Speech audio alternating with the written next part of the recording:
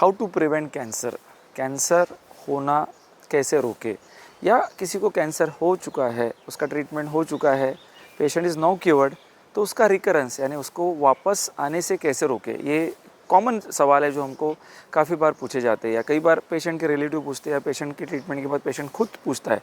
चलो आज थोड़ा सा इस बारे में हम बात करते हैं। Hello, I am doctor Bhushan Jhade, radiation oncologist and director department of radiation oncology, Ruby Hall Clinic, Pune. इस सवाल का जवाब जानने से पहले हमको ये समझना ज़रूरी है कि कैंसर क्या है, व्हाट इज़ कैंसर।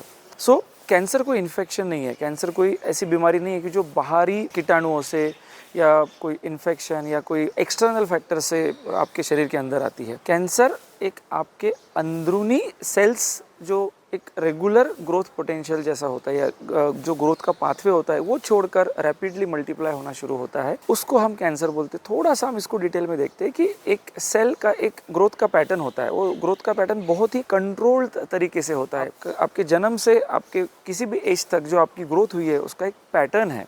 वो पैटर्न जो सिस्टम से कंट्रोल होता है, वो सिस्टम बहुत ही कॉम्प्लिकेटेड होती है और उसमें बहुत सारे स्टेप्स इन्वॉल्व होते हैं।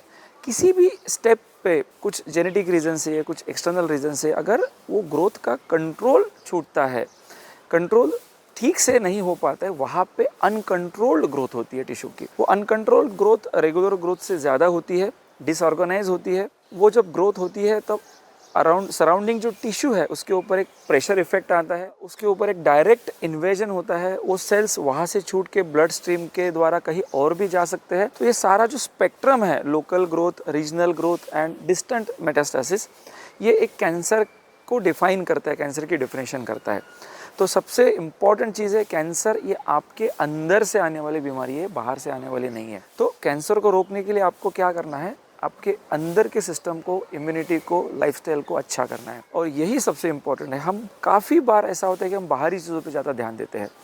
ठीक है, हम दे सकते हैं, लेकिन आपके बॉडी के लिए या शरीर के लिए जो इम्पोर्टेंट है, जो है फिटनेस, एज स्पेसिफिक जो भी आपने आपका डाइट फॉलो करना चाहिए, एक अच्छा लाइफस्टाइल फॉलो करना चाहिए, इसके बारे में हम काफ़ी डिटेल में बात कर सकते हैं। या कई बार ये इन्फॉर्मेशन आपके पास ऑलरेडी होती है, काफ़ी यूट्यूब या मीडिया या इंटरनेट पे चीज़ें, या आपको भी आपके घर पे अच्छी चीज़ें बताई जाती कि आपने घर का खाना खाना चाहिए, fast food, package food, artificial flavour, ये सारी चीज़ें अवॉइड करनी चाहिए, पोल्यूशन को जितना आप दूर रखो अच्छी बात है। ये सारी चीज़ें आपको पता है, लेकिन हम उतना उसको यूज़ नहीं करते हैं।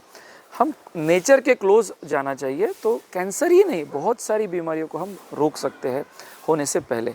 और यही चीज़ लागू होती है जिस पेशेंट को कैंसर हो चुका है और उनका क्योर हो चुका है, उनके लिए चीज़ें ज़्यादा इंपॉर्टेंट है, क्योंकि उनकी बॉडी तो रिकरेंस के लिए प्रोन है, ऑलरेडी उनको कैंसर हो चुका है। तो ये जो लाइफस्टाइल रिलेटेड चीज़ें मैंने आपको बताई है, वो आपके मेरे सबके लिए इम्पॉर्टेंट है, बट जिन पेशेंट को कैंसर हो चुका है उनके लिए सब बहुत ज़्यादा इम्पॉर्टेंट है।